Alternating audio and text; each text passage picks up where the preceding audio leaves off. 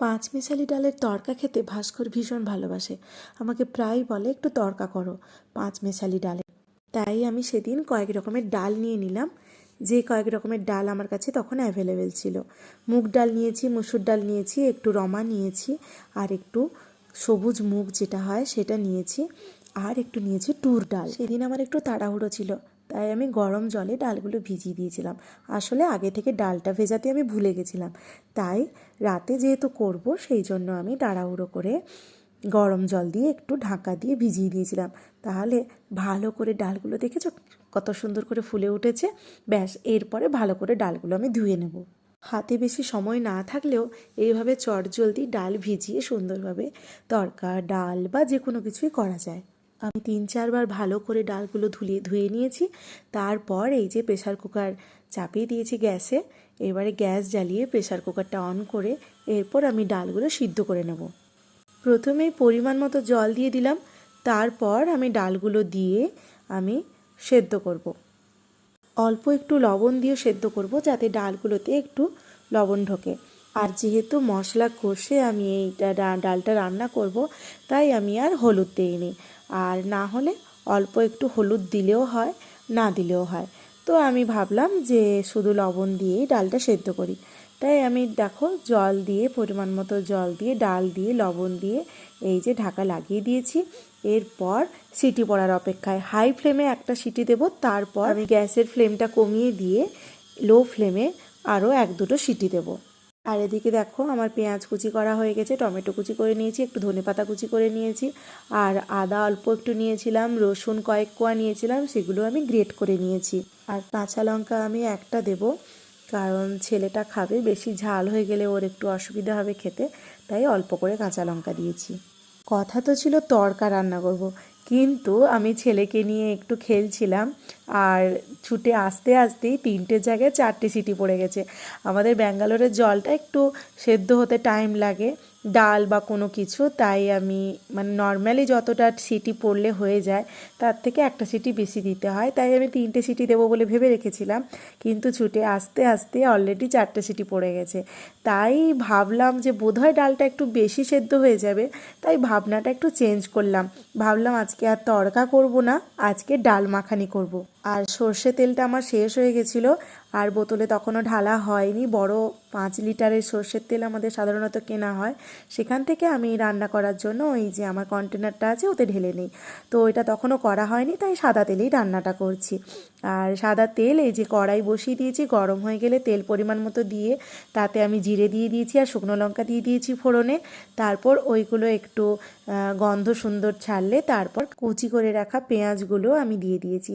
দিয়ে একটু ভালো করে নেড়ে চেড়ে পেঁয়াজটা একটু হালকা বাদামি ধরে আসলে তারপর আমি একে একে টমেটো আর আদা, রসুন সমস্ত কিছু দিয়ে ভালো করে মশলাটা কষাবো। মশলাটা কষাতে কষাতেই ভাবলাম ডালটা যেহেতু বেশি সেদ্ধ হয়ে গেছে মনে হচ্ছে না, আমার যতটুকু আইডিয়া বা যতটুকু এক্সপিরিয়েন্স তাতে আমি বুঝতে পারছি ডালটা সত্যিই বেশি সেদ্ধ হয়ে গেছে। যদিও এখনও আমি খুলিনি, খুলে দেখব, কিন্তু ডাল বেশি সেদ্ধ হয়ে গেছে সেই ভেবেই আমি রান্নায় এগিয়ে যাচ্ছি। আর ভাবছি ডাল বেশি সেদ্ধ হয়ে গেলে সেইটা দিয়ে যাই রান্না করা হোক না কেন অতটা টেস্ট সবসময় ভালো লাগে না, বেশি গলা গলা হয়ে যায়। তাই টেস্টটা ঠিকঠাক রাখার জন্য আমি ভাবলাম যে একটু পনির দেবো আর একটু মাশরুম দেবো। তো দেখলাম ফ্রিজে যে পনির মাশরুম দুটোই আছে, তো সেই ভেবেই আমি রান্নাটা করছি। এই যে দেখো আমি গুঁড়ো মশলাগুলো একটু একটু দিয়ে দিলাম, হলুদ গুঁড়ো আর জিরে ধনে গুঁড়ো। আর দেখো এই যে ততক্ষণে আমার ছেলেও খেলতে খেলতে চলে এসেছে, জল তেষ্টা পেয়েছে, তাই মাম্মা জল জল বললো, তো আমি গ্লাসে করে জল দিয়ে দিলাম। ও গ্লাস ধরে একাই জল খেতে পারে, অনেক সময় দুষ্টুমি করে, জল নিয়ে খেলতে চায়, এদিক ওদিক ফেলে দেয়, কিন্তু ওটা ওর দুষ্টুমি। কিন্তু এমনি না হলে নর্মাল সময় ওর যখন দুষ্টুমির মুড না থাকে তাহলে তখন দেখি সুন্দর করে গ্লাস ধরে খেয়ে নেয়। তো এই যে দেখলে আমি পনিরটা নিয়েছি, হাফ নেইনি, হাফের একটু কম নিয়েছি, দিয়ে এরকম ছোট্ট ছোট্ট পিস পিস করে আমি পনিরটা কেটে নিয়েছি। তারপর এই যে মশলাটা কষাচ্ছি তার সঙ্গেই পনিরের টুকরোগুলো দিয়ে আমি ভালো করে নেড়ে চেড়ে নেব, তাতে পনিরগুলোও একটু হালকা মশলা ঢুকবে আর একটু টেস্ট হবে। না হলে কাঁচা পনির শুধু রান্নায় দিয়ে দিলে সব সময় ভালো লাগে না, বিশেষ করে এই ডাল মাখানি টাইপের রান্নায় কাঁচা পনিরটা দিলে ভালো লাগে না। আর অন্যদিকেও মাশরুমের প্যাকেট থেকে আমি কয়েকটা মাশরুম নিয়ে নিয়েছি, বেশি দেব না, অল্প একটু দেব। তাই মাশরুমগুলো ভালো করে ধুয়ে নিয়ে আমি সুন্দর করে একটু ছোট ছোট পিস পিস করে কেটে নেব। এই যে দেখো পিস পিস করে কাটা হয়ে গেছে। এরপর এগুলো ওই মশলায় দিয়েই পনিরের সাথে মাশরুমটাও আমি নেড়ে নেব, যাতে কাঁচা ভাবটা চলে যায়। পনির আমি অনেক সময় বিভিন্ন রান্নার প্রয়োজনে আমি একটু হালকা তেলে ভেজে নিয়ে রান্না করি, কিন্তু মাশরুমটা আমি চেষ্টা করি সাধারণত তেলে না ভেজে রান্না করার। তেলে ভেজে দিলে মাশরুমের উপকারিতাটা চলে যায়, আর মাশরুম ভাজতেও অনেকটা তেল লাগে, কারণ জল ছাড়ে মাশরুম থেকে বেরোয়, একটু তেল দিতে হয়, না হলে ঠিকঠাক ভাজা হয় না। তাই সেজন্য আমি প্রথম একটু তেল দিয়ে ভাজতাম, কিন্তু এই যে দেখো ডালটা বুঝতেই পারছো কতটা গলা গলা হয়ে গেছে। তো সেই জন্য আমি ভালো করেই রান্নাটা করতে হবে আজকে, যাতে টেস্টটা ঠিকঠাক থাকে। তো এই সেদ্ধ ডালটা আমি দিয়ে দিলাম, এগুলোর সাথে মশলাগুলো কষা হয়ে গেছে মাশরুম আর পনিরের সাথে। তারপর ডালটাকে দিয়ে ভালো করে আমি মিক্সড আপ করে নেবো, ভালো করে নেড়ে চেড়ে মিশিয়ে নেব। তো এইটা করতে করতে যেটা বলছিলাম, মাশরুমটা তোমরাও চেষ্টা করবে যে মানে হালকা মশলার সাথে কষিয়ে নিয়ে রান্না করতে। বা অনেক সময় আমরা ডাল টাল কিছু করলে মাশরুম এমনি কেটেও মানে সুন্দর করে পরিষ্কার করে ধুয়ে কেটে আমি দিয়ে দিই, ওতেই ফুটে যায়, ওটা টেস্ট ভালো লাগে। আর হচ্ছে ওটার উপকারটাও মানে একদম ঠিক, যতটা পরিমাণ ওর উপকার সবটাই পাওয়া যায়। আর এই শীতের সময় ম্যাগি ট্যাগিতেও তো মাশরুম দিয়ে খেতে খুবই ভালো লাগে। এই যে দেখো আমি ভালো করে নাড়াচাড়া করে নিয়েছি, তারপর আমি জল দিয়ে দিলাম, দিয়ে জল দিয়ে একটুক্ষণ ফোটাবো, বেশি সময় ফোটাবো না, কারণ ডালটা অলরেডি বেশি সেদ্ধ হয়ে আছে। আর ওপর থেকে ধনেপাতা কুচিগুলোও আমি দিয়ে দিয়েছি। এই অবস্থায় আমি একদমই ঢাকা দিয়ে ফোটাবো না, একদম হাই ফ্লেমেই আমি নাড়ছি। নাড়তে নাড়তে একটু ফুট উঠে আসলেই আমি একটু গরম মশলা ছড়িয়ে দিয়ে গ্যাসের ফ্লেমটা অফ করে দেবো। ব্যাস, তাহলে আমার রেডি হয়ে যাবে এই সুন্দর পনির আর মাশরুম দিয়ে ডাল মাখানি। প্রথমে যেহেতু তড়কা রান্না করব ভেবে রেখেছিলাম, তাই তড়কার সাথে রুটি করব বলে ভেবেছিলাম, কিন্তু এই ডাল মাখানি দিয়ে অতটা রুটি ভালো লাগবে না, তাই হালকা করে ভেবেছি পরোটা বানাবো।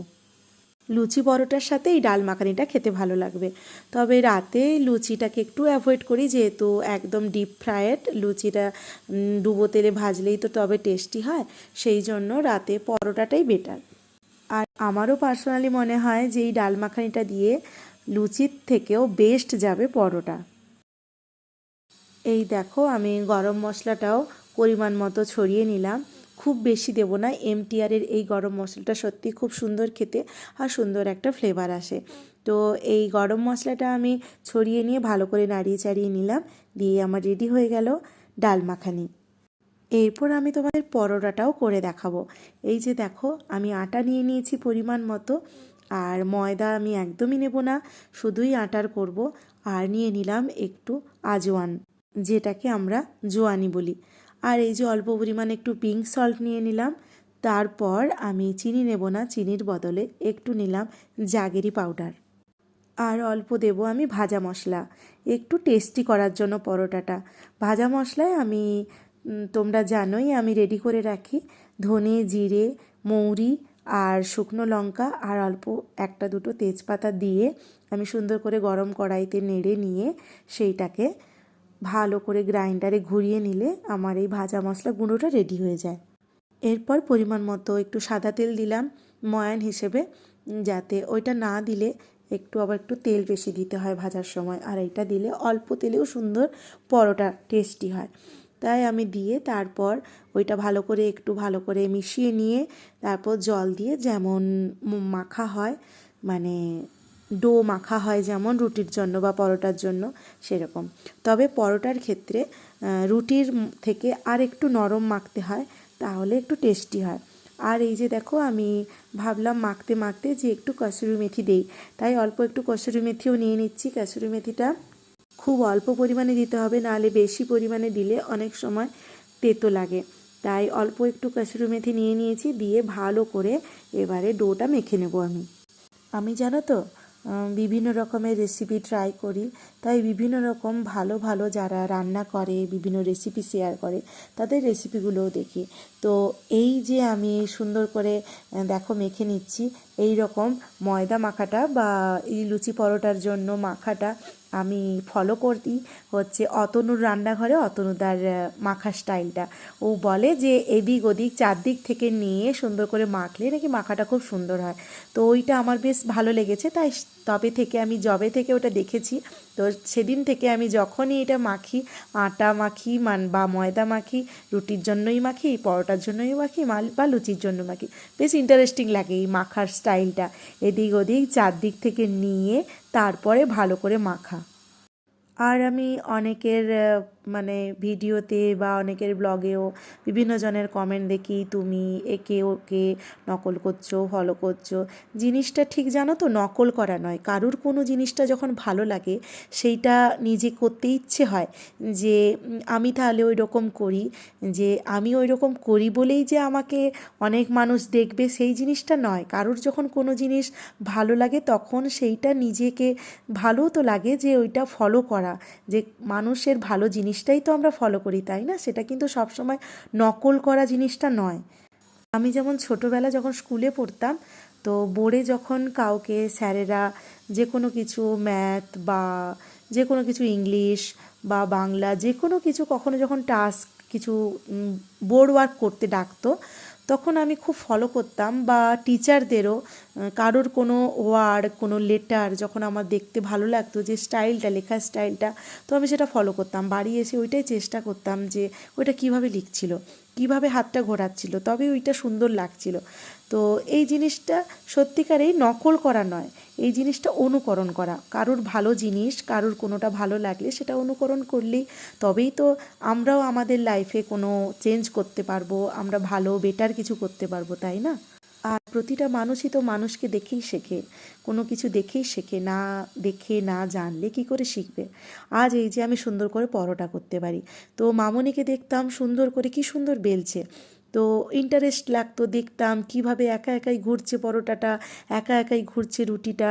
তো আমি তো প্রথম প্রথম পারতাম না, কিন্তু অনুকরণ করতে করতে করতে করতে হাতটা ওই রকম করে নাড়াতে নাড়াতে তো পেরে গেছি। এখন আমার নিজের বেশ ভালো লাগে, বা আমি তো বেশ সুন্দর করে পরোটাটা বেলতে পারি, সুন্দর করে রুটিটা বেলতে পারি, সুন্দর আমার রুটিটা গোল ফুলে, তো সেটা ভালোই লাগে না, নিজেরও ভালো লাগে। তো যাই হোক, সেসব কথা ছাড়ো। তো এরকম স্টাইলে পরোটাটা কিন্তু সত্যি টেস্টি হয় বেশ খেতে। আর এই যে দেখো, আমি পরোটাটা প্রথমে আমি পরোটা ভাজতে তো জানতামই না, তো বুঝতে পারতাম না যে পরোটাটা কি সুন্দরভাবে ফোলে, কি সুন্দর করে মানে ভেতরটাও কাঁচা কাঁচা থাকে না, সেদ্ধ হয়ে যায়, কিন্তু অল্প তেলে কি সুন্দর ভাজা যায়। তো বেশি তেল দিয়ে তো ভাজা যায়ই, কিন্তু কম তেলে কত সুন্দর রান্না করা যায় সেটাই হচ্ছে ক্রেডিট। যাই হোক, তাই এই যে পরোটাটা প্রথমে হচ্ছে ওই গরম তাওয়াতে হালকা সেঁকে নিতে হয় দুদিকটা, ভালো করে সেঁকে নিয়ে তারপর তেল দিয়ে ভালো করে চেপে চেপে ভাজলে পরোটাটা সুন্দর ভাজা হয়, আর অল্প তেলে সুন্দর টেস্টি হয়। আমি এই যে একবারই তেল দেবো, দুদিকে একবারই তেল দেবো, আমি দ্বিতীয়বার কিন্তু তেল অ্যাপ্লাই খুব একটা করি না। যখন খুব তাড়াহুড়ো থাকে তখন একটু তেল বেশি পড়ে যায়, একটু বেশি অ্যাপ্লাই হয়ে যায় তেল, কিন্তু যখন তাড়াহুড়ো থাকে না তখন আমি চেষ্টা করি কম তেলেই সুন্দর করে পরোটাটা ভাজার। আবার তোমরা যদি অনেক বেশি হেলথ কনসাস হও, একদমই যদি এতটা তেলও না ইউজ করতে চাও, তাহলে আরও এক কাজ করতে পারো, সুন্দর করে পরোটাটা ভালো করে এপিঠ ওপিঠ সেঁকে নিয়ে, যেমন রুটির মতো করে সেঁকে নেওয়া হয়, ভালো করে সেঁকে নিয়ে তোমরা জাস্ট ওপরে তেল ব্রাশ করে দিতে পারো, বা তখন হচ্ছে সাদা তেল না ব্রাশ করে অলিভ অয়েল ব্রাশ করতে পারো, বা তোমরা ঘি ব্রাশ করতে পারো, বাটার ব্রাশ করতে পারো, এগুলোও বুলিয়ে দিলেও ভালো হয়ে পরোটাটা টেস্টি হয়, নরম থাকে। আর ক্যাসারোলে রেখে দিলে সত্যিই খুব ভালো থাকে। মিল্টনের ক্যাসারোল আমি ইউজ করি, ভীষণ ভালো এই ক্যাসারোল, অনেকক্ষণ রুটি পরোটা সব কিছু বেশ সুন্দর থাকে। নিচে আমি একটা টিস্যু পেপার দিয়ে দিয়েছি, তারপর পরোটাগুলো রাখছি।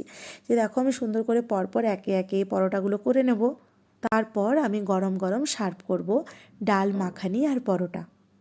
ভাস্কর কিন্তু ভেবে রেখেছে যে আজকে হচ্ছে তড়কা, ব্যাস যখন তড়কার রুটি, তো যখন প্লেটে মেনু চেঞ্জ দেখবে একটু তো অবাক হবেই, আর আমার মনে হয় ওর ভালোই লাগবে। আর চিকন পরোটাগুলো দিয়ে আমি সার্ভ করেছি, যেহেতু ভাস্করের প্লেটটাই আমি সাজাচ্ছি। আর সুন্দর 3টে চিকন পরোটা নিয়ে নিয়েছি, আর বাটিতে সুন্দর করে নিয়ে নিয়েছি ডাল মাখানি, আর অল্প একটু শশা কুচি করে নিয়েছি। আর এই যে লোভ সামলাতে পারলাম না, তাই পরোটা দিয়ে এক গাল আমি নিয়ে নিলাম, তারপর সার্ভ করবো ভাস্করকে। সবাই খুব ভালো থেকো। যারা আমার চ্যানেল আজ নতুন দেখছো তারা আমার পাশে থেকো সাবস্ক্রাইব করে। টাটা।